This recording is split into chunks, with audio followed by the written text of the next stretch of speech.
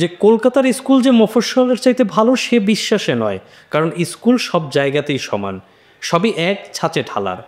সব স্কুলই তেরে শিক্ষা দেয়, কিন্তু দুঃখের বিষয় কেউ শিক্ষিত হয় না, আর যদি কেউ হয় তার নিজ গুণে, শিক্ষা বা শিক্ষকের গুণে না। শিক্ষিত হওয়ার যে বিষয়টা, আমরা শিক্ষা বলতে যেই জিনিসটা স্কুলের যেই গণ্ডি, যে বিষয়টা বুঝি, আসলে প্রমোদ চৌধুরী সেটা বোঝান নেই।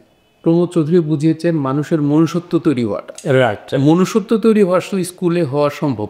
আমি কিভাবে গড়ে উঠলাম বা আমি কতটা শিক্ষিত হলাম এটা ডিপেন্ড করে আমার গোড়া থেকে, যে কারণে কিন্তু বলা হয়েছে যে তোমরা আমাকে একটা শিক্ষিত মা দাও, আমি তোমাদের একটা শিক্ষিত জাতি দেবো। তো আপনি যদি জাপানের দিকে বা অন্যান্য বড় কান্ট্রির দিকে তাকান, ওরা কিন্তু কি করছে, শিশুদেরকে দেখেন বাথরুম টয়লেট ধুতে হচ্ছে, তার নিজের কাজ করতে হচ্ছে। ক্লাস 5 পর্যন্ত তারা পড়াশোনাই করে না, তারা আগে মানে নিজেদেরকে কীভাবে কমপ্লিটলি নিজের উপর কনফিডেন্স বিল্ড আপ করবে, নিজে নিজে কাজ করবে, সেটা শিক্ষা দেয়।